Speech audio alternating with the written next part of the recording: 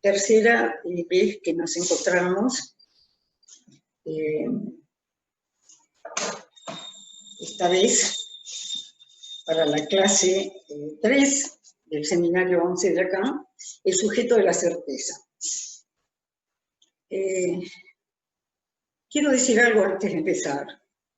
Esta es una clase muy ceñida, muy difícil, todo el seminario es muy difícil. ¿Por qué muy difícil? Porque los que leemos, o en el caso de los que leemos, pertenecemos a una cultura en su nacimiento afro-indo-luso-hispana. La forma organizacional, religiosa, jurídica, etcétera, en esta América han sido los virreinatos. Buenos Aires, prácticamente, lugar de contrabando, tuvo un virreinato muy tardío, no tiene este trabajo de 200, 300 años de los virreinatos. En el siglo XVI ya estaban funcionando las primeras universidades, los virreinatos.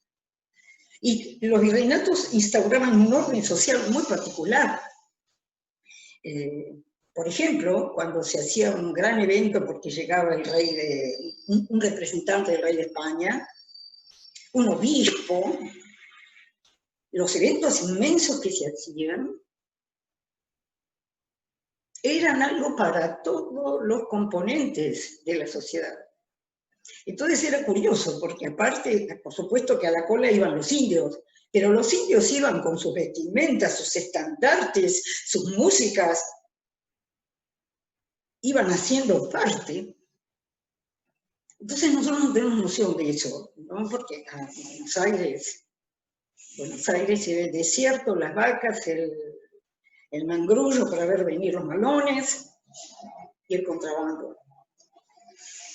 Entonces, ¿por qué estoy hablando de esto? Porque tengo acá un libro que me va a ayudar a decir algo en pocos renglones que me llevaría a mí, bueno, me gusta el tema, hablaría un montón de esto. Este es un libro que se llama Estimado Dr. Freud. Me lo ha dado, y se lo agradezco mucho, Eva Bianchi. Un día me trae este libro, que es de un señor Plotkin y de un señor Rupert Hooks. Se llama Estimado Dr. Freud. Y el subtítulo es Una historia cultural del psicoanálisis en América Latina. Entonces, en la página 13, habla de que en el contexto de este libro no son psicoanalistas, uno es doctor en historia, el otro es doctor en psicología por la Universidad de Berkeley, no tienen nada que ver con el psicoanálisis como tal, como praxis, nada. Es una historia de la cultura que recibió el psicoanálisis. Y es un libro donde incluso se habla de la correspondencia de Freud con algunos latinoamericanos, el interés de Freud en América Latina, como le llaman. Yo no le llamo latina porque América no es latina de ninguna forma, pero bueno, se hizo latina, es latina de algún modo, porque el hispano y el francés son latinos. Entonces, estos señores escriben: en el contexto de este libro consideramos al psicoanálisis como un objeto múltiple que se va transformando y resemantizando. Se va hablando y parloteando de muchísimas maneras a lo largo de su viaje a través de diversas fronteras culturales y que en el camino ha interactuado de diversas maneras. En el camino, en este andar de la resemantización, ha interactuado de diversas maneras con otras formas del pensamiento y prácticas con las que ha tenido que disputar su lugar. Cuando llega el psicoanálisis, acá hay muchas prácticas que no son ni científicas ni racionalistas. Hay muchísimas, las que vienen del mundo indígena, las que se han ido transformando, las que vinieron de Oriente, porque acá todo se mezcla, en un sincretismo increíble. Entonces dice, estas formas de interacción no se han limitado a disputas, sino que han incluido combinaciones y sincretismos de diversas índoles. Sincretismo, mezcla. Entonces, nosotros pertenecemos a esta cultura, donde el psicoanálisis está en medio de, como diría Lacan, la baraúnda parlante. Entonces, cuando Lacan, la preocupación de Lacan es haber encontrado el psicoanálisis en Francia, en el más profundo ilogismo, como una especie de pragmática, ahí dice Lacan que eso no es lo que descubrió Freud. Que lo que descubrió Freud sin saber fue la estructura misma del ser hablante. Entonces, eso ya no admite sincretismos, palabreríos, etc. Y Lacan acá en este seminario está permanentemente tropezando con las palabras. Todo el tiempo. Hay lugares, frases que me obligan a mí a ir a mi texto francés. Siempre es más nítido, porque es lo que supuestamente, no sé cómo se grabó eso, pero llega más aplacado el texto en francés. Pero nosotros tenemos y hay frases que son de una dificultad enorme. No me voy a dedicar a eso, porque no voy a hacer un trabajo de exégesis, sino poner este seminario en función de la práctica que nosotros aquí, hoy, ahora, tenemos. Bien, entonces quería decir eso, que no se asusten de la dificultad. No estamos preparados para este rigor, que además es un rigor envuelto en palabras. Por eso Lacan va a ir de acá al matema. ¿Qué quiere decir el matema? Sacar palabras, en un momento dice Lacan, quiero un discurso sin palabras. ¿Qué quiere decir un matema? Quiere decir que da cuenta de la estructura. Ahora, esa estructura estructurada produce infinidad de cosas. Bien, nosotros sabemos qué produce, lo vemos porque tenemos una práctica. Entonces, dice acá, para empezar, que el joven Miller, una palabra más sobre esto, este texto de Miller, Acción de la Estructura, es infernal. Muchachito de 20 años, porque nació en 1944 y estamos en 1964, lo van a ver aparecer en este seminario. Este jovencito de 20 años, alumno de Althusser, todavía no es el maoísta de 10 años después. Es el muchachito brillante de Althusser, uno diría acá en Argentina el pollo de Althusser, que le dijo, vos nene tenés que ir a ver a Lacan. Y realmente sucedió una cosa insólita, que este chico de 20 años captó inmediatamente lo que pasaba, lo que buscaba Lacan, lo captó de inmediato. Ese chico de 20 años captó inmediatamente que Lacan estaba buscando lo estructurante en lo estructurado y alejándose del estructuralismo, porque ni la fenomenología ni el estructuralismo lingüístico incluían al ser hablante. Bueno, entonces este jovencito de 20 años acaba de decir acá Lacan, así empieza la clase, Jacques Miller dice, ha hecho un excelente trazado.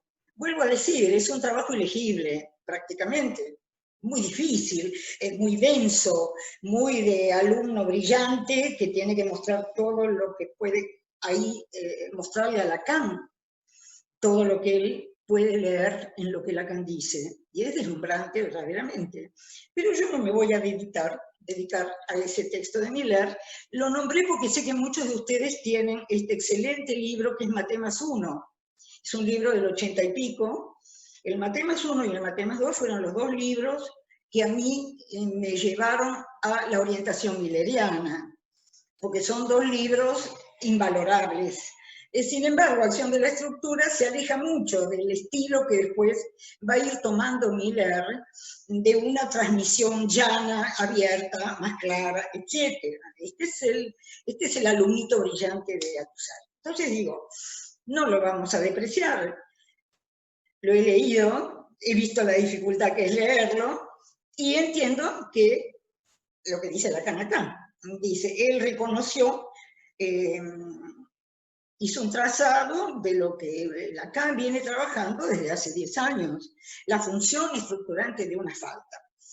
Y entonces eso lo relacionó con la falta en ser, y después le preguntó por la ontología, que es, si dijéramos, la filosofía, en tanto entra en la cuestión del ser. Entonces, dice Lacan, el problema es la función ontológica de la ayancia, esa ayancia de la que hablamos la última vez, esa ayancia donde hay que esperar el hallazgo, donde se produce el hallazgo, esa ranura donde algo inesperado sucede. Y eso inesperado que sucede no es cualquier cosa. Eso es un efecto. Que algo aparezca en la ayancia es efecto de algo que no está disponible a la conciencia, que no está disponible al conocimiento, que no está disponible a la moral, que no está disponible al derecho, no está disponible para nadie que no haya sido Freud, que de golpe escuchó que en el lenguaje se tramaba el deseo, y vamos a hablar del deseo ahora. Entonces, esto estructurante lo pueden ver con Freud, con la represión primaria, con la primera experiencia de satisfacción, el fracaso de lo alucinatorio. Venimos de la falta. La falta en ser es la que nos hace hablar.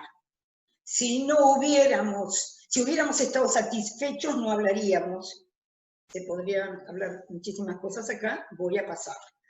Entonces digo, que lo que tenemos que retener de la función estructurante de una falta es como si fuera el comentario de todo lo que vamos a hablar hoy. Falta en ser. No hablaríamos si no estuviéramos faltos en ser. Hay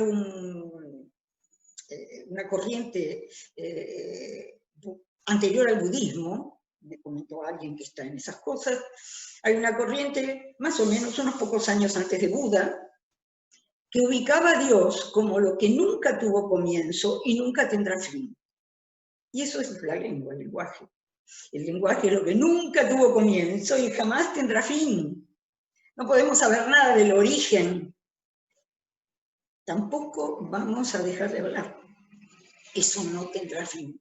Entonces, esa inserción en el lenguaje nos ha sido dada. Y entonces somos cuerpos afectados. Todo ser hablante es un cuerpo afectado. ¿Por qué? Y por un significante, en ese momento Lacan no sabe cómo nombrarlo, está empezando un camino durísimo, porque ya no puede contar con los significantes articulados para llegar a ningún lado, porque eso es lo que nunca tiene fin. Entonces empieza a explorar esa ansia, eso que a Freud lo deslumbraba, ahora lo vamos a ver. Pero dice Lacan en este texto que la marcha de Freud es ética, no cuántica.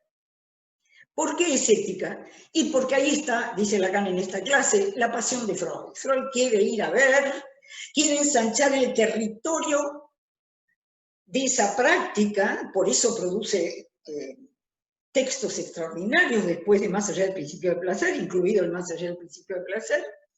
Freud quiere ver qué hay, y qué hay más allá, y qué más hay, y qué puede haber más. Pero el camino que ha tomado Freud es el del lenguaje. Eso que irrumpe, que Freud lo percibe perfectamente, que está en todos los casos clínicos de Freud, no tiene cómo teorizarlo. Y ahí es donde entra Lacan hablando de lo óntico. Entonces, como decíamos el otro día, ahora lo vamos a tomar acá. Yo voy a ver si puedo seguir la clase del seminario. Y me parece que él empieza hablando de la ansia. Y para hablar de la posición ética de Freud, sitúa ese, si no puedo conmover los dioses de lo alto, bajaré a los infiernos, conmoveré al infierno. Es muy imaginario, muy mítico el asunto, ¿no? Si yo voy a desafiar a los infiernos, y dice Lacan acá, que es notable, que no se hayan enganchado más con Freud, espiritistas, espiritualistas, prácticas evocatorias, nigrománticas, como la psicología de Myers, la época de Freud en el siglo del cientificismo, había muchísimo de esto. Iban a buscar a los orientales, Schopenhauer, obviamente, es decir,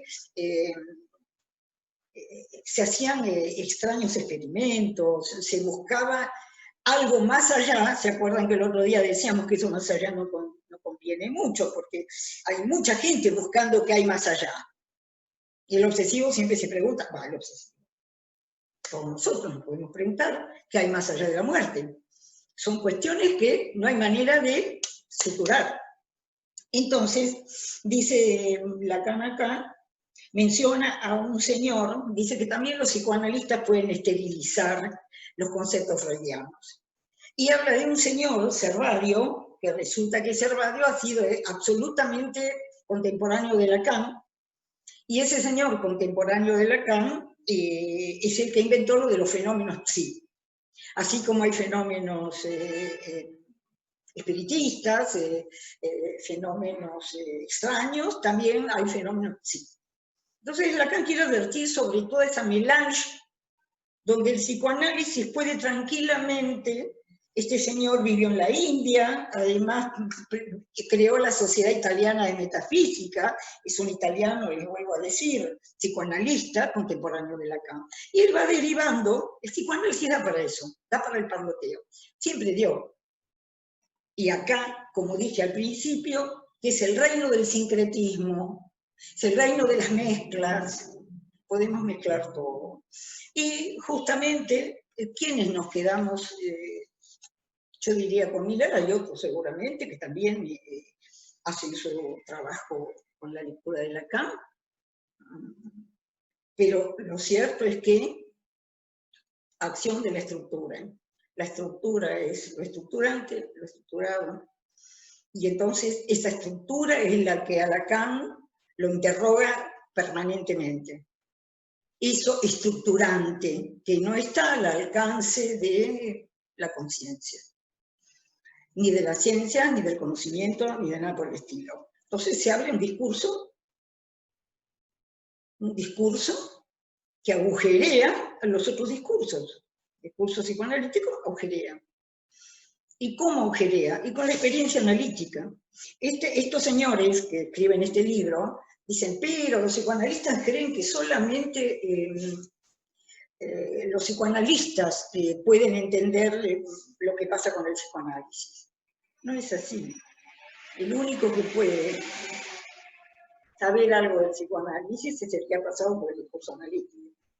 ¿Cómo se pasa por el discurso analítico? Con la experiencia analítica. No hay ninguna manera de alcanzar todo esto sin la experiencia analítica, porque todo esto entonces parece, eso se puede convertir en espiritismo, cualquier cosa. Bien, entonces, lo óntico, dice Lacan, habla del desecamiento. Dice, y eso lo ven ustedes en el consultorio, hay una idea del deseo idealizada, el deseo y el deseo represible y el deseo indestructible. Y con eso se ha hecho y se hace hoy magia, diría. Se inventan cosas. Y dice Lacan, no tiene nada que ver. El deseo indestructible del que hablaba Freud era justamente algo que para Freud era lo perdido con la represión primaria. Era ese agujero. Freud no perdía la esperanza de que poder nombrar eso era imposible absolutamente, que pudiera hacerlo con los recursos de Freud. Pero eso que estaba más allá del ombligo del sueño, eso que se le escapaba permanentemente, no dejaba de buscarlo. La fineza de las observaciones freudianas es extraordinaria. Los temas del lenguaje con el hombre de las ratas, el pegan a un niño. Freud era absolutamente exquisito. No podía llegar a donde se encontraba. Entonces, por eso, dice Lacan, que eso óntico no entró en la posibilidad de la interrogación freudiana. En cambio, Pero entonces para Freud el deseo era inconsistente, era algo que escapaba y que escapaba y que escapaba, y escapaba a la captura de cualquier cosa que se pudiera hacer. O sea, que eso estaba clarísimo para Freud. El deseo no era ninguna cosa imaginaria, romántica, del deseo ese que no tiene límites. No, sí, el deseo tiene cerco, tiene límite. Vamos a ubicar sencillamente el deseo, porque con esto se hacen muchísimas confusiones. El deseo no es otra cosa que lo que hace hablar, nada más. El deseo es lo abierto, eso que dijimos el otro día, del infinito lógico, que siempre hay una palabra más. Siempre hay una palabra más que se puede decir. Es decir, es infinito lógico, es que siempre cuando digo algo, abro otra cosa. El deseo es eso, es el deseo en la cadena significante. Ahora bien, el deseo, dice Lacan acá, tiene cerco. ¿Cuál es el cerco del deseo? Lo vamos a ir viendo mucho, pero ya hoy podemos poner la palabra goce. Se fija algo del deseo, se lentifica, se fija, se detiene la cadena en un lugar donde el sujeto queda inmovilizado. De esto no puedo hablar, esto no lo puedo hacer, de esto no puedo salir, la angustia me consume, ¿por qué todos pueden hacerlo y yo no? Ahí ya el deseo inconsciente, lo que movía, le daba aire a la cadena significante, se encuentra trabado. Algo se traba. Freud le llamó inhibición, síntoma y angustia. Entonces quedémonos en ese punto, donde Freud percibe perfectamente eso que puede teorizar hasta un cierto punto. Bien. Entonces, dice Lacan que va a tomar lo óntico. ¿Qué quiere decir lo óntico? Dice, Miller me preguntó sobre lo ontológico, pero al hablar de la falta en ser, ¿cómo se arregla eso? Porque resulta que lo ontológico sería el ser. Todo el seminario 20 de Lacan habla de la operación del ser. No hay ser sino de dicho. Hay lenguas que ni siquiera tienen el verbo ser, pero en las lenguas que nosotros hablamos, indoeuropeas, el ser es el que da existencia. Si yo digo que algo es, le doy ser. Yo entrego el ser hablando. Esto es, esto no es, esto será. Todas las derivaciones, no se llaman derivaciones, la conjugación del verbo ser hace existir lo que sea. Entonces, el ser, el verbo ser nunca nos va a orientar. Yo puedo decir que algo es, que algo no es. Puedo tranquilamente decir que no es, será, no será. Te juro que va a ser, te juro que nunca fue. El ser entra en las redes del discurso, de los discursos. Dice Lacan, el óntico, en la función del inconsciente, es la ranura. Cuando habla del deseo, usa una palabra muy genial, desecamiento del deseo. Entonces, voy a insistir, el deseo no es deseo de una cosa. El deseo no es el deseo infinito que se lo puede imaginar cualquiera, porque en el terreno del ideal pueden inventar lo que quieran. El deseo en el psicoanálisis es el deseo que corre como el hurón en la cadena significante y que seguirá corriendo mientras hablemos, mientras alentemos la vida, y que además ese deseo puede sufrir las vicisitudes del fantasma y congelarse en un goce insoportable, o no, ubicarse en un goce orientado, dirigido. Queda muchísimo para hablar. Hoy me detengo acá, donde simplemente digo que Lacan, el resultado de nuestra investigación del inconsciente conduce a cierto desecamiento. ¿Cuál es el desecamiento? Situar al deseo en la falta en ser. Como no somos, hablamos. Y como no terminaremos de ser, seguiremos hablando. mientras la vida nos lo permita. Entonces, la experiencia del análisis permite enunciar la función bien limitada del deseo. El deseo, más que cualquier otro punto del alcance humano, encuentra en alguna parte su límite, su cerco. Entonces dejamos de soñar con el deseo. Claro que tenemos deseos locos, deseos banales, deseos importantes, deseos lindos, deseos feos, deseos locos, lo que quieran. Pero el deseo en la estructura, el deseo en la estructura, es efecto de esa falta en ser, que busca el ser en la palabra. Bien, entonces, Lacan dice, lo óntico, justamente, a la falta en ser le corresponde lo óntico, que es algo que se palpa. Óntico viene de ente, algo que se toca, que se percibe, pero ¿qué se percibe? En ese instante donde algo se percibe inatrapable, en la ranura.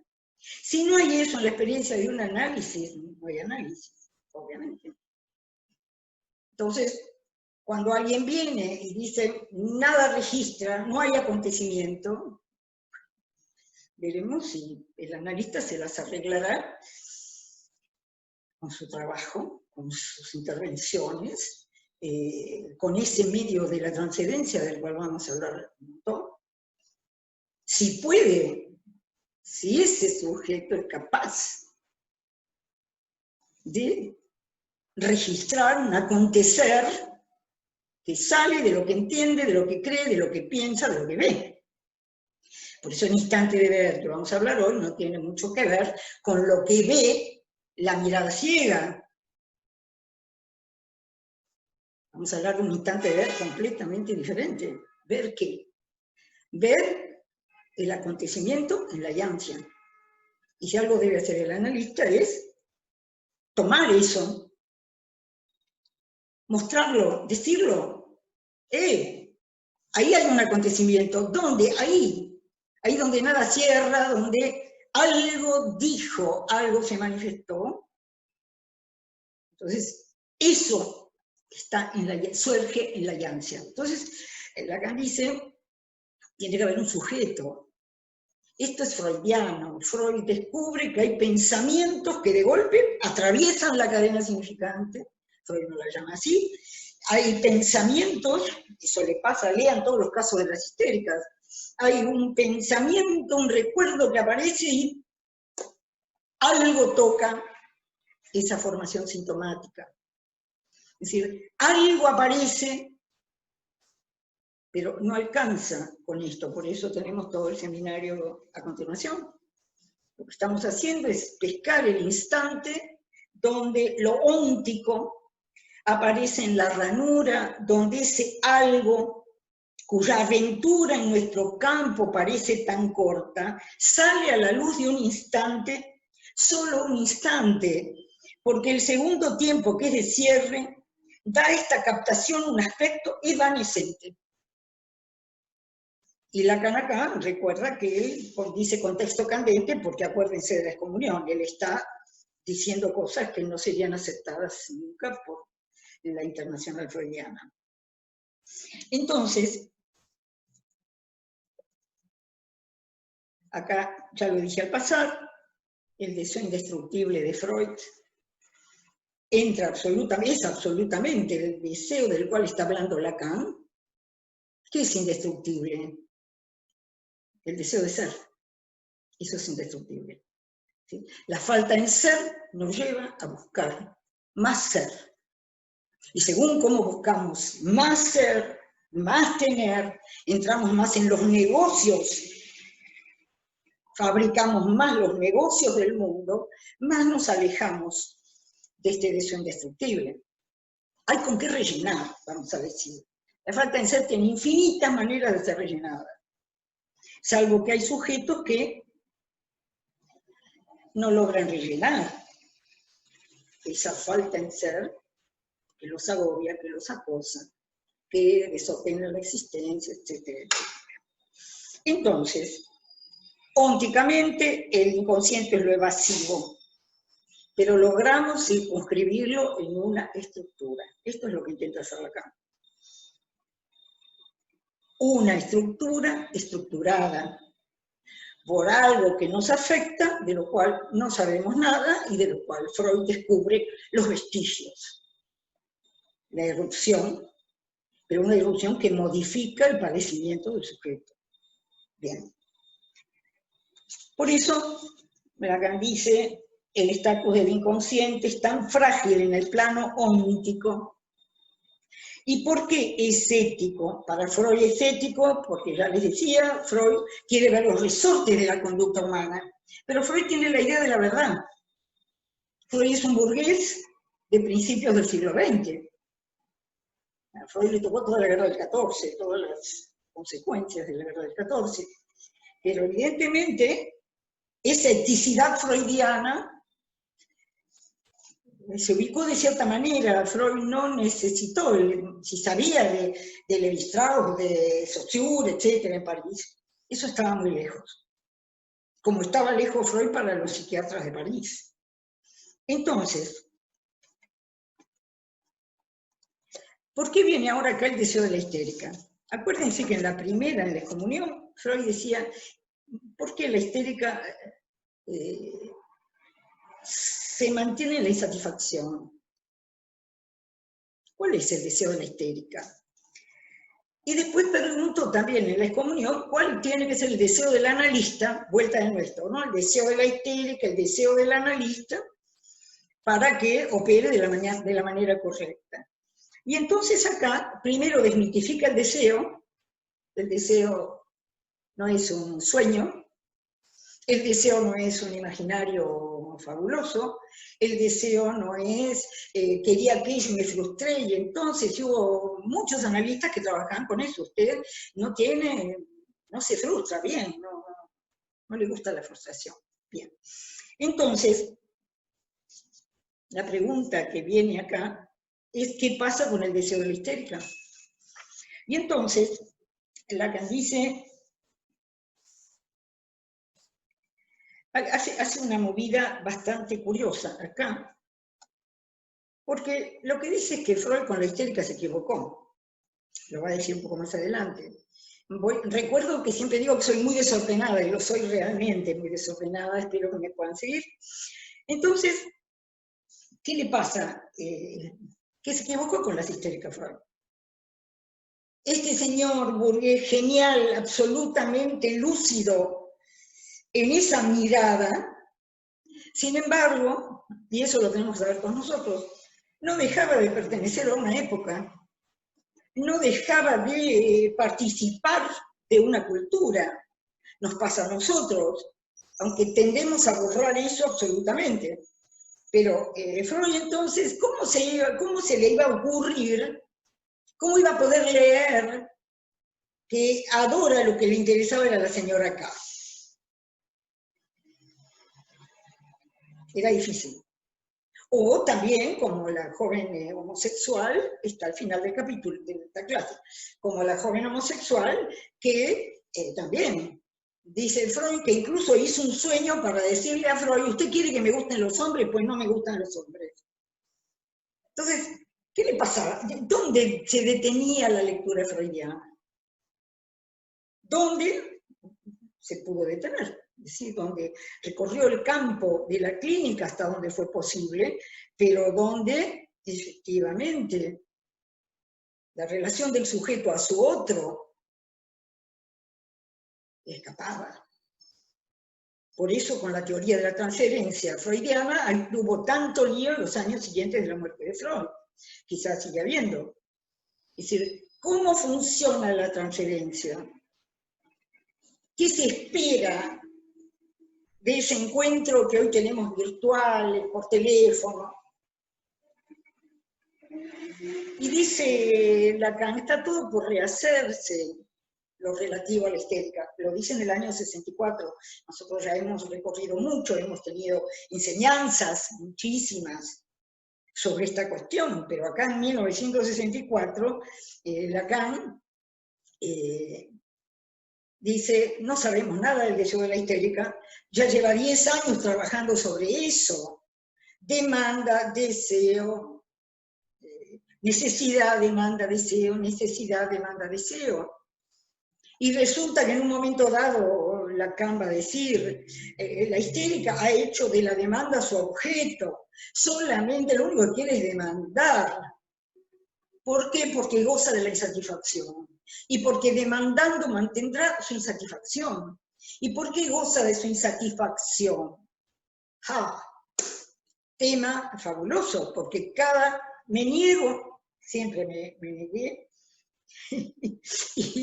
y es un problema, porque los textos todo el tiempo hablan de la histérica y el obsesivo, la histérica, la histérica, la histérica, y el obsesivo, el obsesivo, el obsesivo. Está bien, eso se tipifica, pero cada mujer u hombre en posición histérica sufre de su posición histérica, que además, si desea rectificar esa posición histérica, lo puede hacer en un análisis. Si padece de esa posición histérica, con la obsesión pasa lo mismo. Es decir, la obsesión no es una especie de pared de cemento. Hay un trabajo de Miller que yo les quiero recomendar muchísimo a los que estén interesados en la clínica, que es un texto de Miller que está justamente en Matemas 2. Hay unas joyas tremendas en esos matemas, en esos 2 libros, por eso la gente que estudia conmigo casi siempre termina teniendo esos libros, son 2 libros chiquititos, de la editorial Manantial, pero creo que todavía no se puede conseguir. Pero digo, esta cuestión, por eso no hay que decir la histérica, es una histérica, no. Ahí, al punto que Lacan convierte el deseo de la histérica en un discurso histérico. Lo escribe con el matema del discurso histérico. Para decir que el texto de Miller, lo que pasa es que me derivo y después me olvido lo que estoy diciendo, pero el texto de Miller, que no quiero dejar de mencionarles, es el texto de Miller sobre H2O, la fórmula del agua, H2O. ¿Qué quiere decir? Que la operación que hace en ese pequeño texto de 3 o 4 páginas es extraer la obsesión de la histeria. Es la operación que tenemos que hacer siempre en el consultorio, porque no tenemos la histérica y el obsesivo. Tenemos posiciones, tenemos discursos, tenemos creencias, tenemos todo lo que puede ser un sujeto que rechaza lo imposible. No hay lo imposible, aunque digan que sí. Esta mañana, me sucede con frecuencia a mí, los que van a mi seminario lo saben, que hay algo que me ha pasado en el consultorio que finalmente va a parar entra y encaja perfectamente en la exposición de ese día. Esta mañana me llama alguien, yo cuando cuento casos deformo todo, nunca crean nada de los detalles que yo digo. Son detalles, contextos, pero yo falseo todo, ¿no? Como decía Colette Soler, la estructura es discreta. Yo voy a buscar la estructura. Entonces, alguien, una mujer, me llama que está deshecha, que está muy mal, que hoy ha tenido un día, se ha levantado arrastrándose, que está muy mal, ¿sí? Y entonces, he escuchado a varias personas esta mañana, desde temprano. Entonces digo, nada, estaba muy afligida. ¿Y por qué? Porque otra mujer del ámbito profesional al que ella pertenece, la ha excluido. Supónganse, la ha excluido de una lista, la ha excluido de un evento, la ha excluido de una mención. Entonces, esto la ha deshecho. Entonces, a continuación, como de esta otra mujer ha hablado muchísimo, que ya le tiene los puntos contados y saben que esta mujer hace todo para lucirse, que hace todo para ser importante, que para llevar el agua a su molino. Ella ha hablado mucho de esta otra mujer. Pero ella espera el reconocimiento de esta mujer, pero declara que no le importa nada el reconocimiento de esa mujer porque no vale nada, y porque es una mujer que no vale nada, y no vale nada, y entonces esa mujer que no vale nada la ha excluido y ella se arrastra, pero le digo, qué notable, porque además un amigo le ha dicho que que tendría que estar contenta porque en realidad no la nombró a ella porque le teme, porque no, vos resulta que vos sos como una amenaza para ella, sos una competidora, por eso no te ha nombrado. Ah, muy bien, eso resulta escuchado. Pero ella está muy mal. Entonces, qué raro, tendría que celebrar, porque ella dice que el reconocimiento no le importa, tendría que celebrar esto que ha sucedido. ¿Por qué? Porque ella ya tiene la respuesta, dice, yo no voy a ir nunca más a su casa, o a su escuela. Ha decidido algo muy importante. En lugar de contestar, de mandar un mail, de hacer un alegato como ha hecho siempre, decide silenciar todo esto que a ella le pasa. Y sin embargo, esa operación, que es un efecto de su análisis, silenciar su reclamo, su reivindicación, silenciar, sin embargo la deja en un estado de postración. Y lo que quiero decir es que la histérica avanza en la cadena significante. Avanza, abre S1, S2, S1, S2, S1, S2, S1, S2, inmediatamente tiene disponible la comprensión, sabe de qué se trata, ahora se da cuenta de tal cosa, pero entonces sí, pero resulta que aparece este hecho insignificante, no para ella, de que el otro no la ha nombrado, y ella se hunde en una angustia insoportable. Entonces, con eso trabajamos, con esas nadas. Esta mujer, para llegar a decir, silencié mi reclamo, mi demanda, pero con un costo grande, con un costo grande.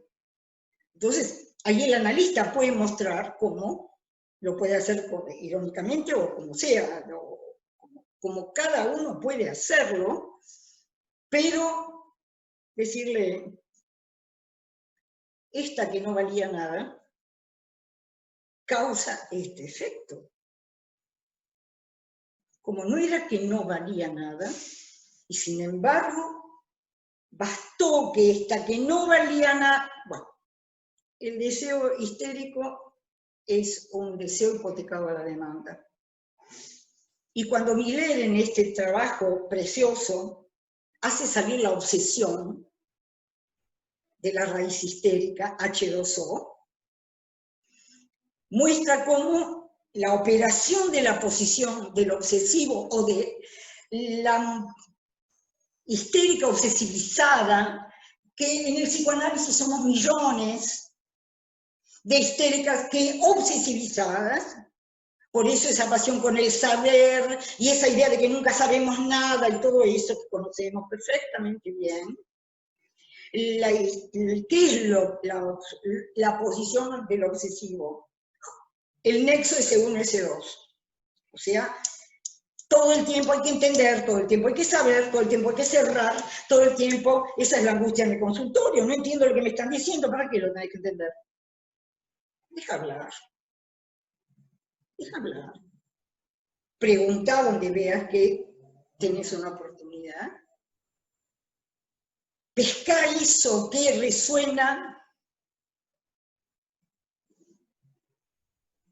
esa disonancia. Y en este seminario, en esta clase, Lacan dice que, a ver si encuentro el texto.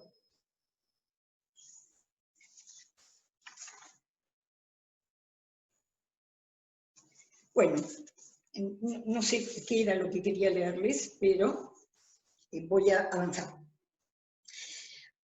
María, por favor. No tengo aquí mi reloj y eso me desorienta. ¿Me traes mi reloj?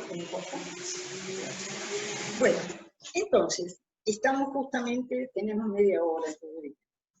Entonces, el deseo de la histérica, Freud,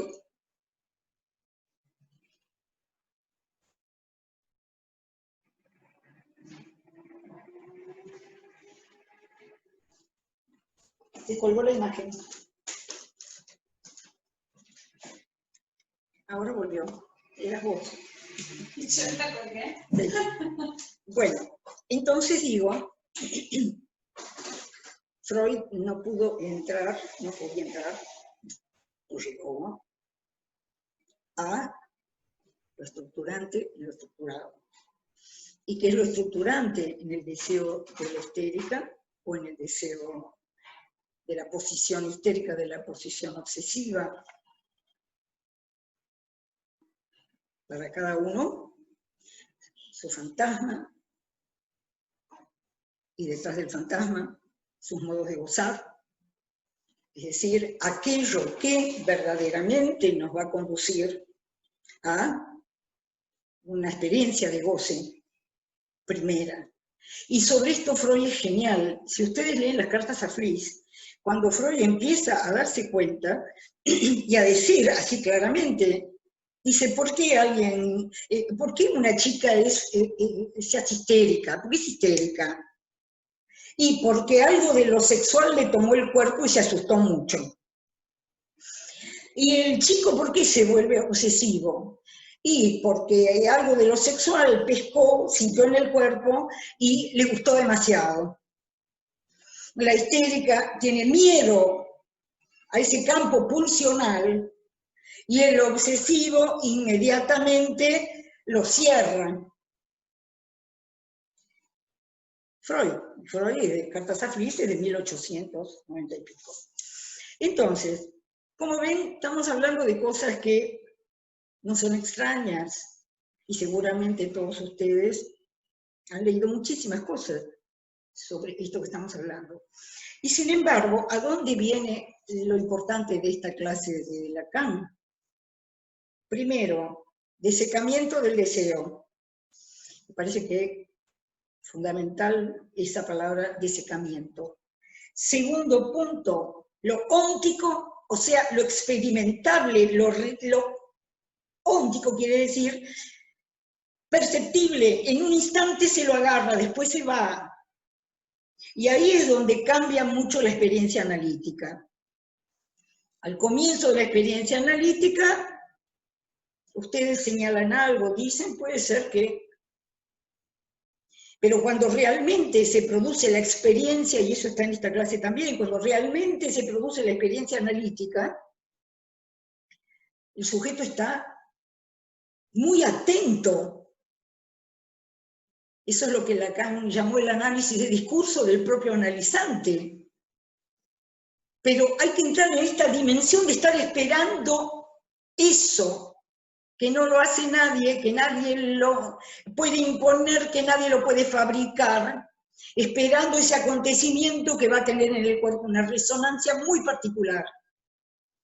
El verdadero analizante, el analizante, ¿para qué decir verdadero? El analizante es el que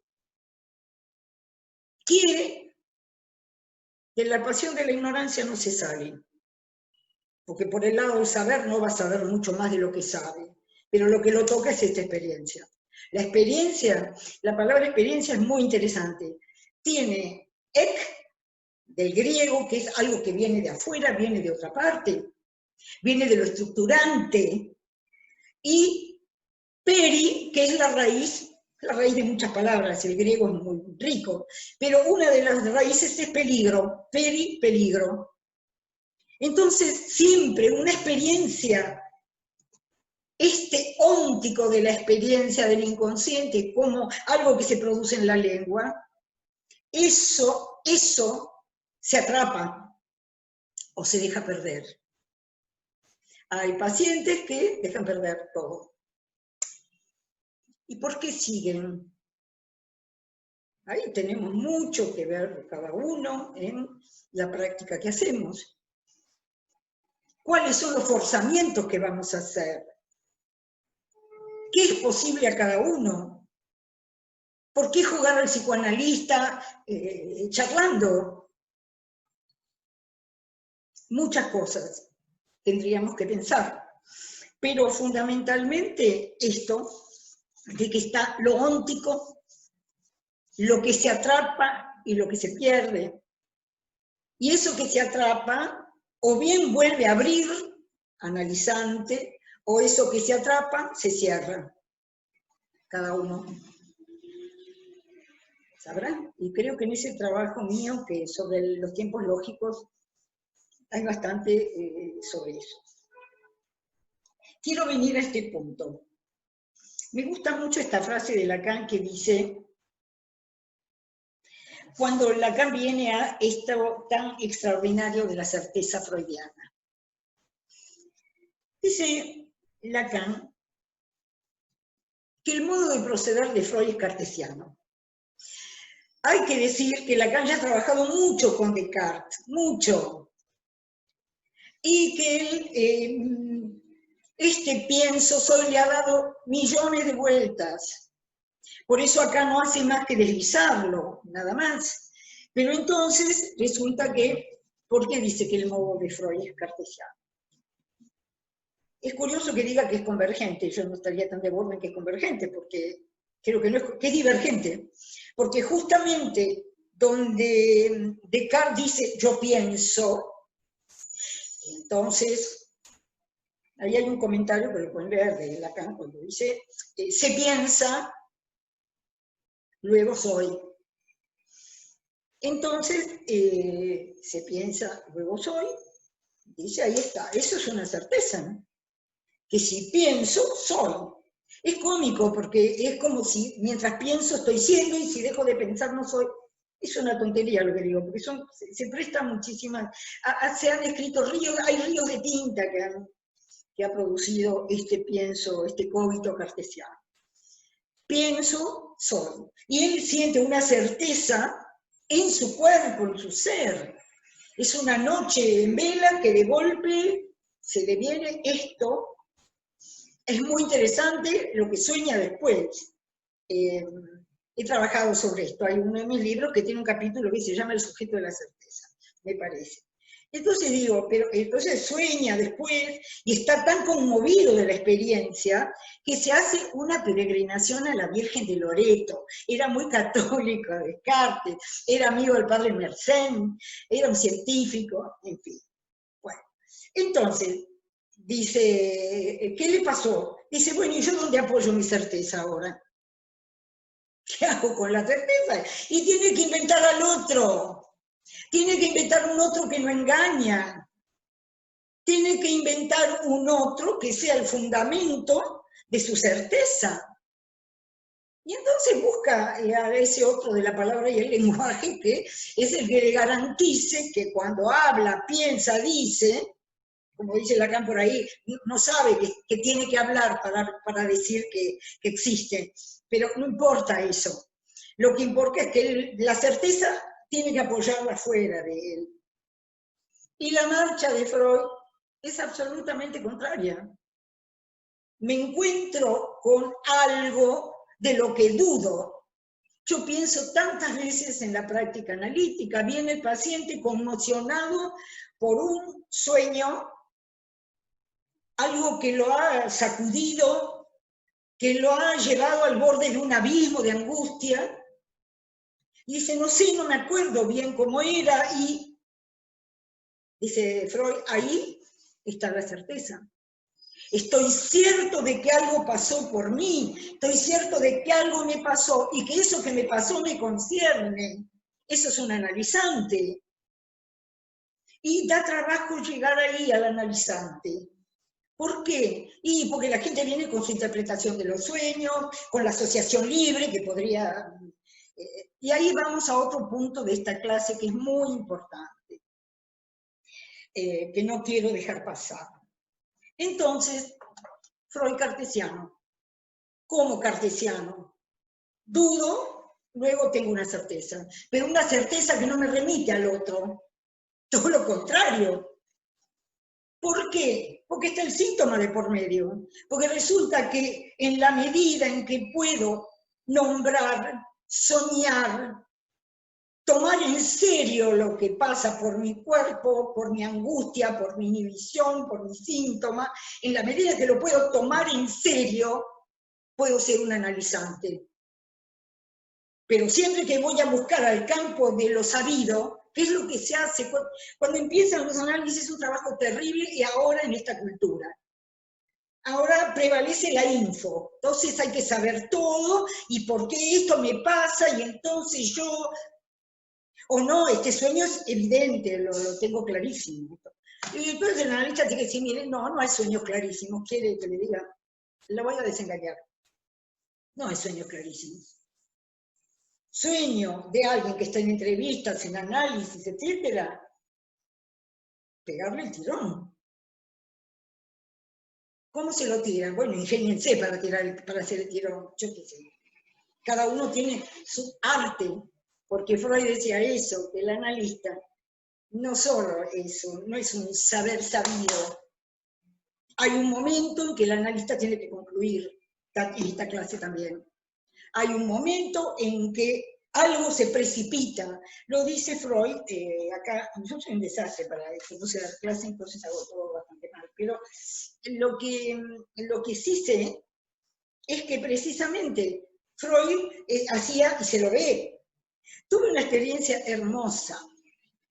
Buscando el sueño del padre Novequeardo, que ahora lo vamos a pasar por ahí un minuto, con el sueño del padre Novequeardo, como no me acordaba dónde estaba, me recorrí toda la interpretación de los sueños, así rápido, con Di Ballesteros, Gordo, recorrí, fui marcando cosas maravillosas de Freud, porque leer a Freud es un regocijo, y finalmente me encuentro con él, también pasé por el sueño de la inyección de Irma, las culpas de Freud, las angustias de Freud, todo está ahí. Y también el deseo de Freud sin límite por saber.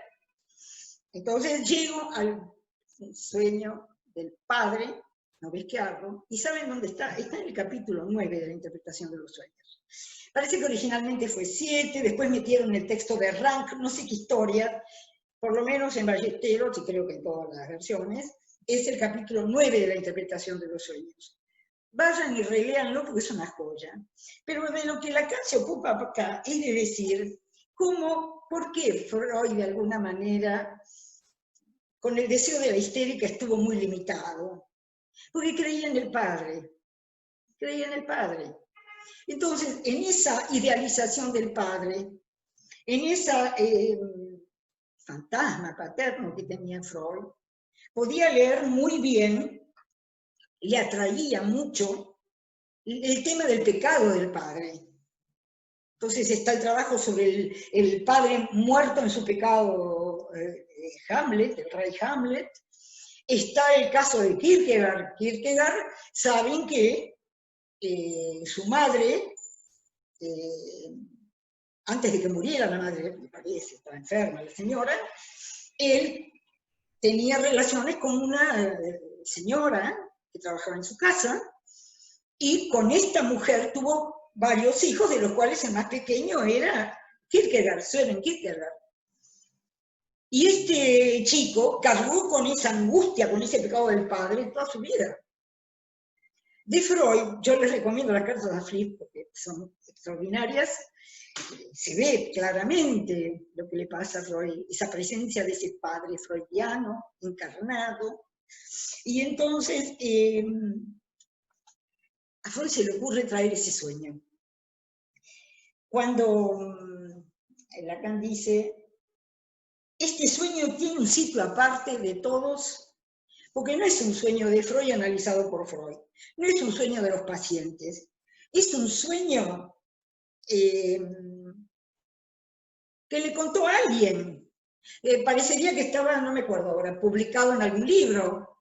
Le había sucedido a alguien en algún lugar eso. Ese sueño padre novisquiardo le llamó tanto la atención a Freud, lo pone ahí y dice Lacan, esto es un sueño de realización de deseos, ¿sí?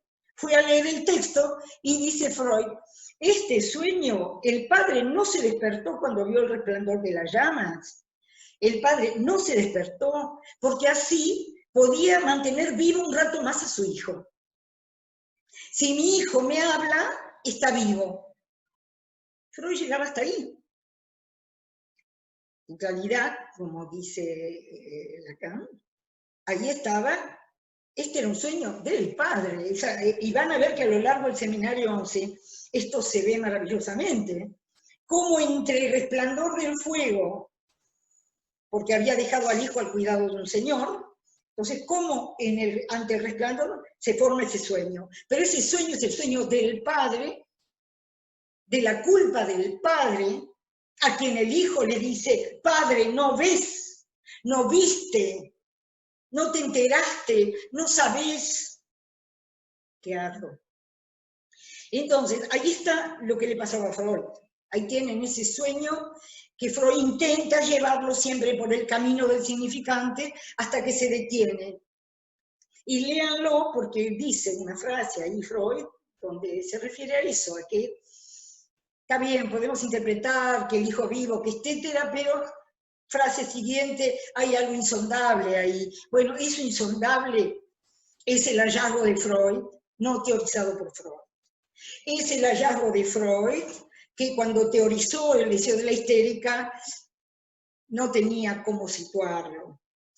Entonces, pero la certeza estaba en Freud.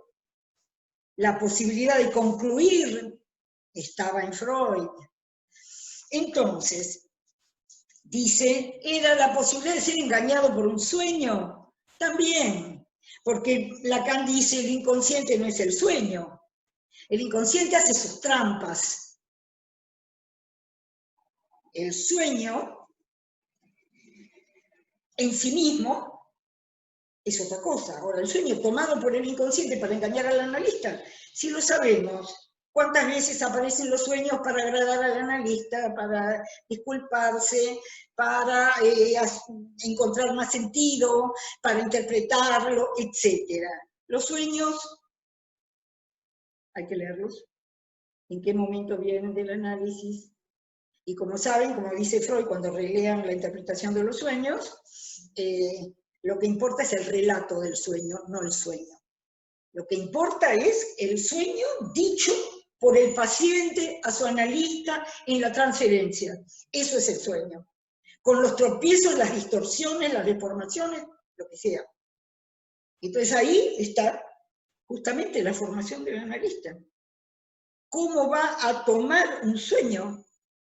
Si lo va a tomar, lo va a dejar de lado. Si lo va a perforar, ¿qué va a hacer? Depende del desarrollo de la transferencia y el momento del análisis. Bien.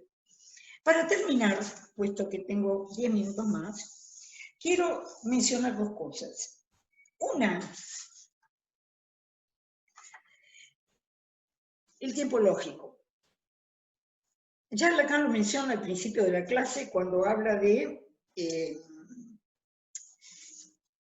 tiempo lógico, porque cuando estamos hablando de eso óntico, eso no se puede inscribir en el tiempo cronológico. Lo que mueve un acontecimiento en el análisis es absolutamente impredecible. Por favor, un análisis jamás es un proceso, no, ningún proceso. Un análisis no es un progreso, menos. Un análisis es el lugar donde el acontecimiento afecta a un cuerpo gozante, a un cuerpo erógeno, a un cuerpo pulsional, tenemos mucho que leer todavía, es decir, donde el acontecimiento es el que produce las mutaciones del sujeto. Ahora, ¿a qué llamar sujeto? Vuelvo a repetir, el sujeto entra, me gusta decirlo así, irrumpe en la cadena, interrumpe la cadena en lo más frágil de un binarismo. En S1, S2, de repente, ¡paf! Pero el sujeto no es más, lo va a decir en la próxima clase. Es el punto arquimédico. Decía Arquímedes, denme un punto de apoyo y muevo la Tierra. Pues si el sujeto no se manifiesta, no hay nada que hacer con lo demás. Hay personas del mundo que son amigos de ustedes, míos, etcétera, que no creen en nada de esto que estamos hablando. Creen S1, S2, S1, S2. ¿Cómo le vas a hacer caso a un sueño? ¿O cómo venís transfigurado de una sesión de análisis? ¿No te cansás de hablar de tus problemas? ¿Qué te pueden decir? Todo eso. Pero el punto al que quiero ir es al siguiente, que es muy importante. Todo esto entra en lo que se llama el tiempo lógico. ¿Qué quiere decir el tiempo lógico? Lacan inventa esto en el tiempo de la teoría de los juegos. El tiempo lógico quiere decir, no se puede calcular el tiempo de una partida de ajedrez. Depende de los que juegan. Se la puede cortar, se le puede poner un límite, pero la teoría de los juegos le da a Lacan eso, que es una lógica que en la que entra la prisa, como dice en el texto. Entra de golpe, alguien concluye, alguien precipita una jugada, alguien va. Eso es tiempo lógico, eso no entra en el tiempo cronológico, porque es lo que decide la partida, porque es lo que irrumpe, porque es lo que cambia todo el panorama. Por eso hay momentos de análisis muy fecundos, con nada. Porque parece que viene todo aburrido, y no pasa nada, y viene, ¡pa! Algo cambió. Algo cambió en mi vida. Hice esto y nunca en la vida soñé que lo haría. Para esto, Lacan concluye la clase con la cuestión de la rememoración. Y entonces dice, pone la repetición con la rememoración. Hay más que hablar de la rememoración, seminario 23, pero no lo voy a hacer, me voy a quedar con esta rememoración. Es el que todo el tiempo recuerda la infancia, y recuerda, y recuerda, y recuerda, y recuerda. Y Lacan dice, lo que hay que ver muy bien es la diferencia que hay entre empezar con la rememoración y que aparezca en la rememoración la repetición, a que alguien venga pareciendo la repetición y en un momento determinado haya algo del orden de la rememoración. Pero lo que pasa es que en la posición obsesiva se rememora demasiado y podrían transcurrir un análisis entero rememorando cuando le pegaron cuando era chiquito. Y entonces, yo he tenido un caso de hace años, ¿no?, de alguien que no podía yo sacarlo de la rememoración. No podía.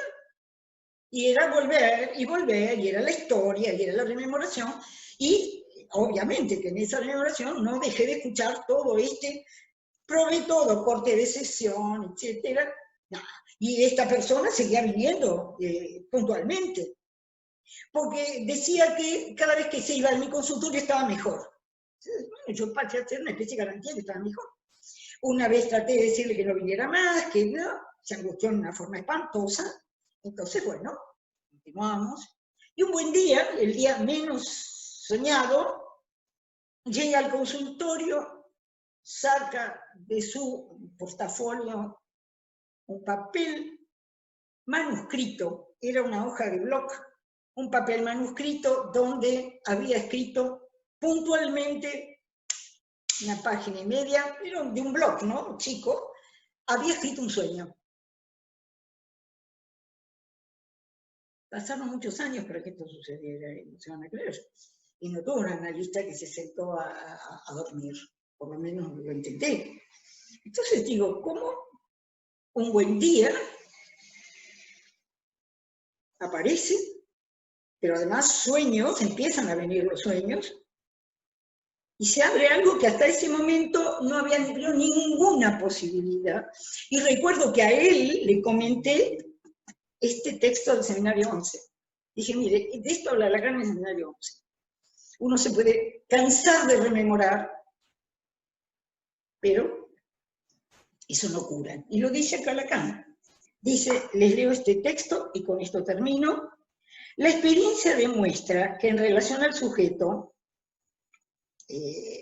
bueno, viene hablando, voy a leer un poco más. Dice Freud, hay un momento de concluir.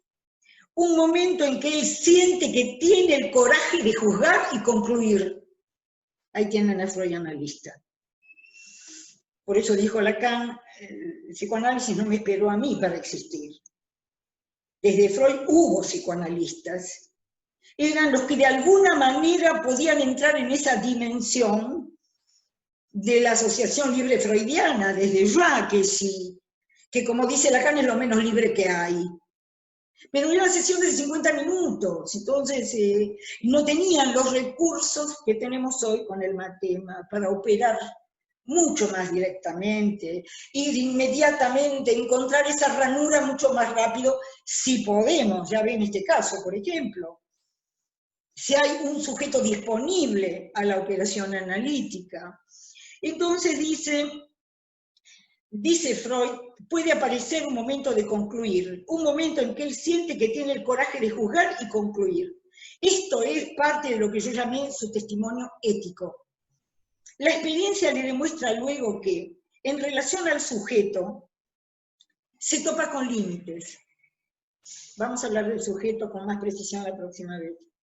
Se encuentra, escuchen esto, se encuentra con la no convicción del que tiene enfrente, la resistencia, la no curación.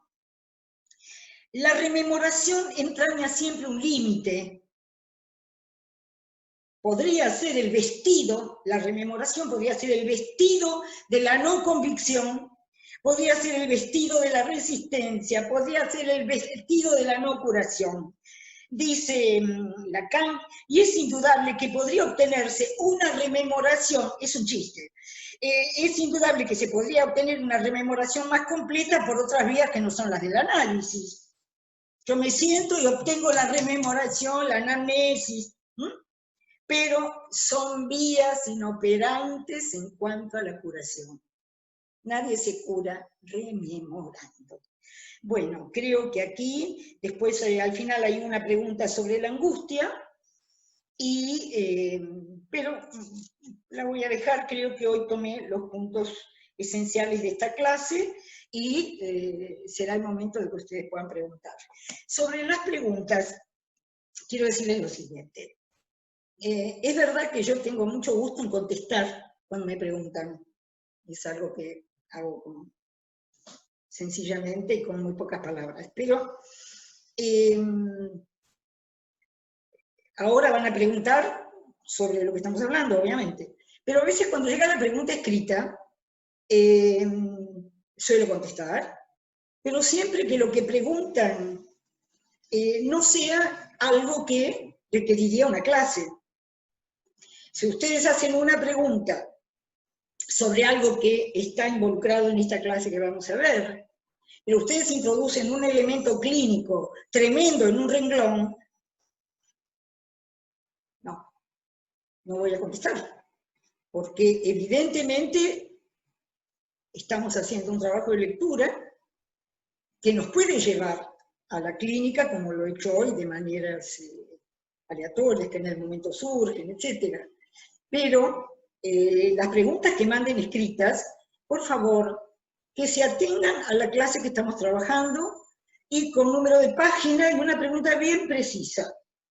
No entiendo esto,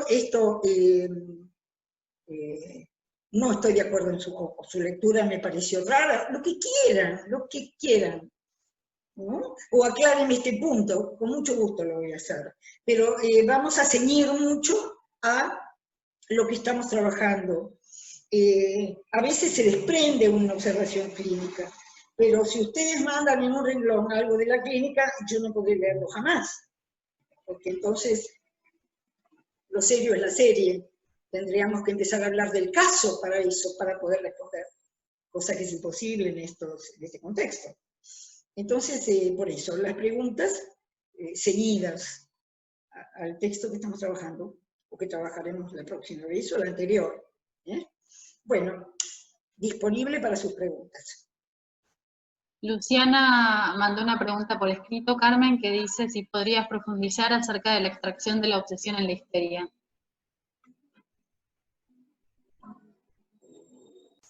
Que en realidad yo tendría que, Diana, remitirte al texto de Miller, pero te puedo decir algo más, en tanto yo sí lo he vuelto a leer en estos días, tengo unas notas acá, y donde en realidad lo que Miller hace ahí es hablar de un término freudiano para la obsesión, que es el Zwang. Zwang es una Z-W-A-N-G, impulso, es un fenómeno de coacción, de forzamiento, que en los pensamientos y en los actos del sujeto. Está hablando de la obsesión. Entonces, en la obsesión hay como un forzamiento, como estar obligado a permanentemente, y entonces, justamente lo que él dice es que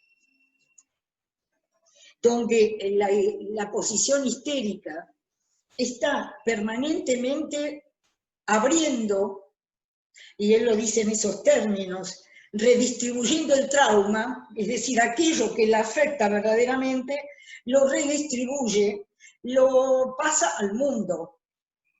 Por eso reivindica, es una reivindicación política, feminista, de cualquier índole.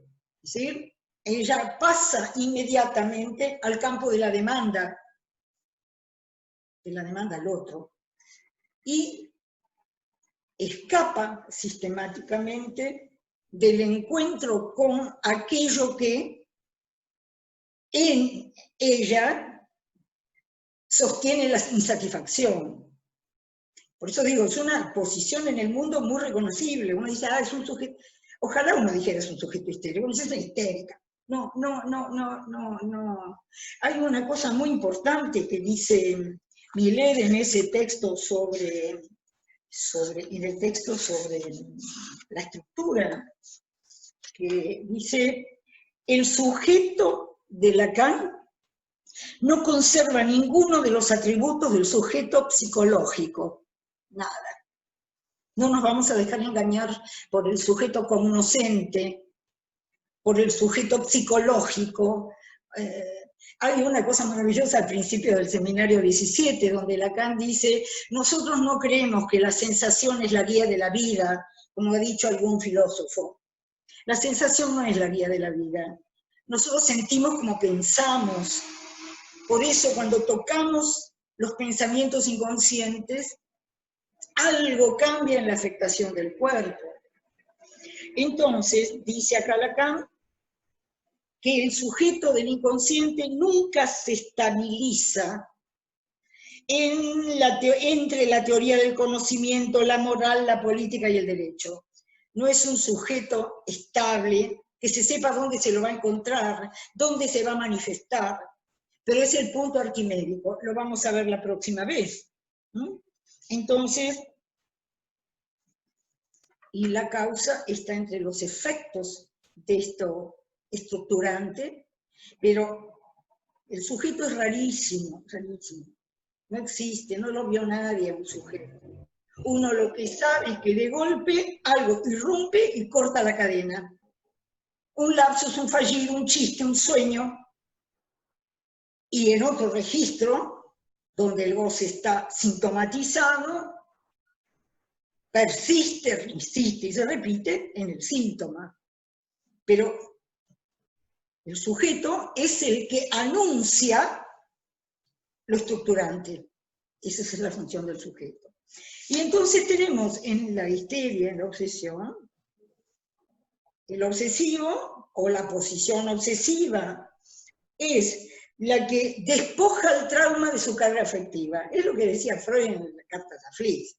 ¿Sí? Despoja esa conmoción que sintió del registro sexual en su cuerpo, no quiere saber más nada con esa experiencia que para él ha sido, por su sensibilidad, por su condición, ha sido una experiencia de goce insoportable que va a tratar de permanentemente sacar de juego, como sea.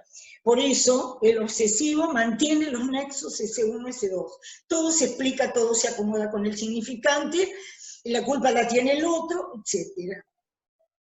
En cambio, la histérica distribuye las culpas, también ella es culpable, es decir, ella entra en el campo de la significación fálica de otra manera. ¿Por qué hablo de la significación fálica? Porque no hay otra. Y de ahí quiere salir Lacan con el matema, de la significación fálica. Expliquemos lo que expliquemos, digamos lo que digamos. ¿Qué significa significación fálica? No tiene sentido. Nosotros le damos sentido a todo, ese es el campo del orden simbólico. Pero resulta que hay un sujeto que extrema eso. ¿Qué hace? Cerrar la canilla que está abierta en el caso de la histeria, de la posición histérica. Cerrar ese acceso al goce por medio de la demanda al otro. También demanda, pero el obsesivo tiene que negar que demanda. Más bien, si puede hacer desaparecer al otro, cree él, porque tan atado está al otro en la posición obsesiva con la histérica. Entonces, por eso te digo, ¿cómo sale la obsesión de la histeria? Deteniendo el fluir, la corriente del deseo histérico, que puede producir, sin consecuencias, significantes sanos, tranquilamente. En cambio, una mujer de histeria obsesivizada está más cercana, por eso digo que es una posición, mucho más cercana en el caso de una mujer, está mucho más próxima a su problemática femenina. Pero también está la histeria masculina. No son temas en los que quiero entrar más que esto por ahora. Gracias, Diana, por tu pregunta. ¿Sí? ¿Sí? ¿Te escucha, Carmen? Sí, escucho. Yo había formulado una pregunta respecto de lo óntico. Ahora no la veo acá, estoy pensando. Sobre lo ontológico y lo óntico. Lo óntico lo habías relacionado con el ente. Lo ontológico estaría dentro de la lógica del ser, del significante, y lo óntico sería como más dentro de la lógica del uno, de la existencia. Vos te vas muy lejos cuando hablas del lado de la existencia, pero es evidentemente eso. Lo que Lacan está buscando es salir de un pensamiento del ser, que además es toda la tradición de Occidente. Es decir, toda la tradición de Occidente, toda la pelea de la metafísica entre Heidegger, Husserl, Hegel, etc., es el gran pensamiento de Occidente, es un pensamiento del ser. Y la discusión sobre el ser. Heidegger le gustaba mucho a Lacan, porque le parecía que cuando Heidegger hablaba de hacer silencio y escuchar al ser, y hablaba, la sorpresa cuando leí esta semana de nuevo la carta sobre el humanismo de Heidegger, la leía por cosas que estoy leyendo y escribiendo, pero digo, la carta sobre el humanismo, que escribe un Heidegger que tiene que justificarse porque la carta sobre el humanismo es de 1946, apenas terminada la guerra, y Heidegger se ha metido hasta las orejas en el nazismo. O sea, ha sido rector de Friburgo, de la Universidad de Friburgo, como nazi, declarado y confeso. Tuvo una ilusión con el nazismo. Cuando esta ilusión se le cayó, escribe la carta sobre el humanismo y retoma todo su discurso del ser, que era de 1927, el ser y el tiempo. Entonces, Heidegger insiste en ese ser, y el hombre es el pastor del ser, y tiene que escuchar al ser, y habla de una existencia. Y Lacan seguramente eso se lo llevó, eso de la existencia. Lo único que Lacan, eso de la existencia, lo conduce muy lejos a su lógica de la sexuación. Pero le pareció que Heidegger intuía algo de eso, de un ser que ya está más allá del ser sabido, del ser, de la forma común de referirnos al ser, de la forma neurótica de referirnos al ser. Querer ser, ser más, ser menos, tengo, no tengo, porque del ser a tener el paso es muy rápido. Entonces, Lacan pensó que Heidegger estaba descubriendo un espacio, una trascendencia que no era religiosa, que estaba en el campo de la poesía, etc. A Lacan Heidegger lo sedujo mucho hasta que se dio cuenta de que Heidegger no iba en absoluto a admitir la abertura freudiana del inconsciente, nunca jamás. Si no pasa, la ontología de Heidegger no pasa de ser una antropología. Claro. Está trabajado, yo lo he trabajado en un texto que está en ese mismo libro, La cita fallida 3. Y digo, o sea, de Heidegger no se podía esperar otra cosa que un sueño del ser, y una armonía del ser, y una búsqueda del ser, que después lleva mucho más lejos, porque habla de la técnica, etc. Entonces, Lacan justamente sabe que no puede esperar nada de Heidegger, ni de la ontología, porque la ontología no va a pasar nunca del registro del ser sabido, del ser dicho. Y Lacan hace la operación en el seminario 20 cuando dice, no hay otro ser que el ser sexuado. Sáquenle sexuado al ser y es una gran sanata. Entonces la ontología en el psicoanálisis no tiene mucho que hacer, porque el ser sexuado introduce ahí inmediatamente lo óntico. ¿Qué es lo óntico? Lo que se experimenta, lo que irrumpe, lo que se presenta, eso es lo óntico. Ahí, Mariana, tenés el micrófono habilitado.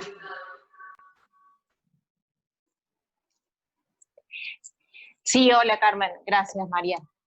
Hola. Quería preguntar sobre el texto de Carmen, un sofisma, bueno, sobre los tiempos lógicos. En un momento hay una frase que ella dice que el analista se autoriza de su goce. Si podría decir algo sobre eso, si está dentro de... ¿Sabés en qué página está eso? Está al final, ahora se lo digo. ¿Al final está? A ver. Sí.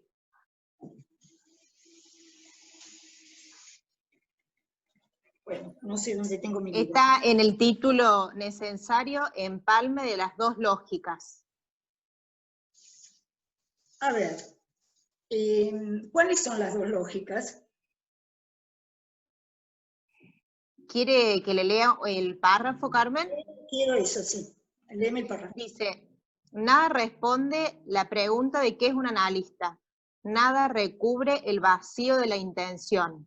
Cada practicante practica su práctica. Una, la suya, la que comenzó un día, casi sin saber.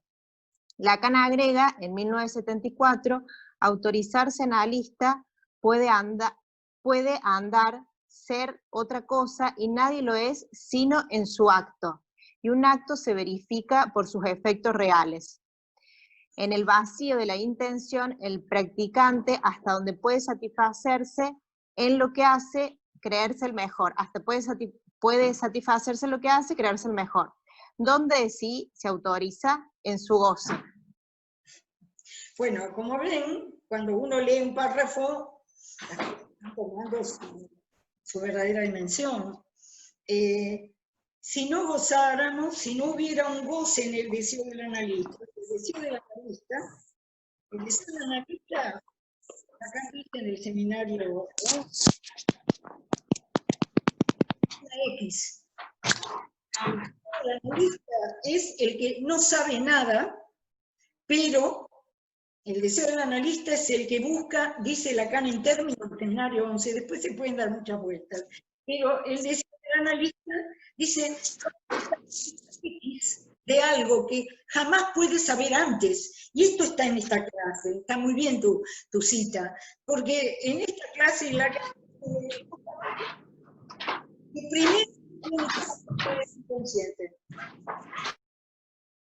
primero se tiene que presentar el inconsciente, se tiene que presentar algo. Nunca estamos avisados de lo que en la práctica analítica se nos va a venir. ¿Qué va a ser lo que nos va a interpelar? ¿Qué vamos a poder encontrar? ¿Qué vamos a poder decir? No sabemos nada.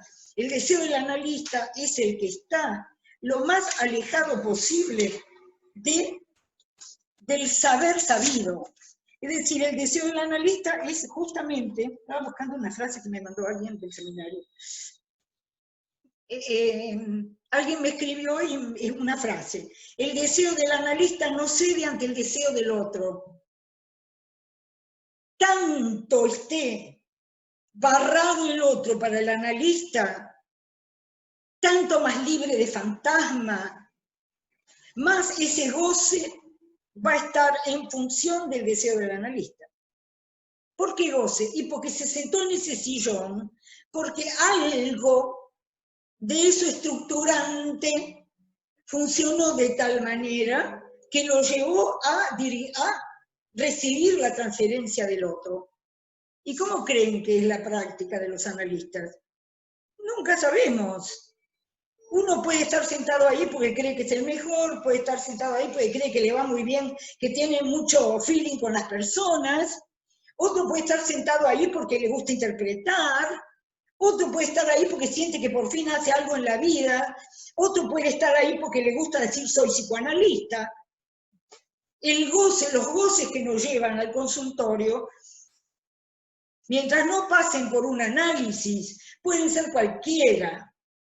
Por eso dice Lacan, ¿quién es analista? De vuelta al verbo ser. Nadie es analista. Serlo es una tontería. La cuestión es que hay que encontrar, gracias al análisis, una posición donde lo único que a mí me importa es ese hallazgo, eso que va a pasar en la ranura, eso que pasa por la ansia, que en medio de todas las cosas que nos cuentan, de todos los avatares de la vida que nos traen, de los padecimientos, de las tragedias familiares, nosotros tenemos una sola tarea, que es que el goce, que causa tanto sufrimiento, tanto drama, tanta cosa, que deja sin dormir, que llena de angustia, que llena de anticipados pensamientos de catástrofe. Hay que calmar eso. No sé si tengo tiempo, pero hace unos años alguien me llamó diciéndome que su madre la torturaba. Que su madre la torturaba, que era una enferma psíquica, que era una mujer loca, que no sé qué, que su madre la torturaba y la torturaba. Bueno, lo escuché una vez, 2 veces, 3 veces entrevistas, y de vuelta era mi madre me torturaba. Entonces, ¿cómo la torturaba la mamá? La mamá la llamaba por teléfono cuando ella estaba dando sus clases de matemáticas y cuando resulta que estaba resolviendo un problema de matemáticas, porque ella era una matemática, inventó cualquier cosa.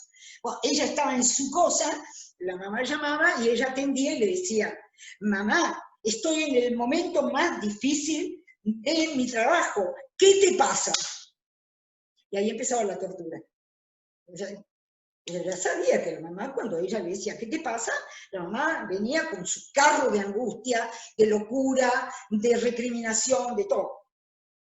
Yo, como era nada, era la segunda entrevista, la tercera, yo le dije sencillamente, ¿qué pasaría si usted le dice a su mamá, si le dice a tu mamá, mamá, estoy en lo peor de mi problema de matemáticas, después te llamo, hasta luego, y le cuelga el teléfono? Se puso como una fiera, me dijo que ese no era su problema, que su problema era acomodar las cosas de su vida, porque le iba mal con esto, con aquello, con el otro pariente, con el primo, con el... qué sé yo, ella lo único que quería era acomodar las cosas y vivir tranquila. Entonces dije, bueno, lamento mucho, yo no puedo hacer nada por usted. Yo ni siquiera estoy segura de que eso que usted me contó se pueda acomodar. Yo no. Lamentablemente no puedo hacer nada por usted. No, yo no la voy a no puedo atender esas cosas. No, pero entonces, perdón, y se puso, levantaba la voz, no sé qué. Y yo le dije, mire, discúlpeme, cuando yo le dije que esta tortura que usted recibe de su madre, quizá usted podría reducirla. Y usted se enojó muchísimo. Y es el único punto donde yo podría entrar. El único lugar donde yo podría trabajar con usted es ese, donde usted está a merced de ser torturada. Yo no sé por qué, pero usted me dice que su madre la torturó toda la vida. Y entonces parece que usted cree, y ¿sabe qué le dije? Dije, pues, usted cree que eso no tiene arreglo, que su madre la tortura. Y yo le digo que no, que no, que no. Que las torturas que vienen del otro lado, uno tiene algo para hacer ahí. Es el único lugar donde usted me puede encontrar a mí. ¿Saben qué me dijo? Sí, yo estuve ahí, en la tortura de mi madre, toda la vida, y se empezó a reír. Entonces yo le dije, bueno, muy bien, seguimos la próxima. Y seguimos. Y seguimos, pero yo le dije, esto es solamente acá, donde usted se deja torturar. Yo no me acuerdo ahora exactamente, pasó tiempo, yo qué sé, pero digo, la idea era esa, decirle, o entra ahí, donde usted habla de que es torturada desde que nació por su madre, con una idea de reducir, de ver si puede, eso del teléfono era bien significativo, era impresionante. Sí, mamá, estoy muy ocupada. ¿Qué te pasa? Creo que volví al final de esa entrevista donde hablamos de eso, que volví a ese punto y fue lo que desencadenó la risa de ella. Pescó eso, por suerte. Pero un analista se puede embarcar en las desgracias de la vida, digo 1000 veces que no. Y por hoy estamos.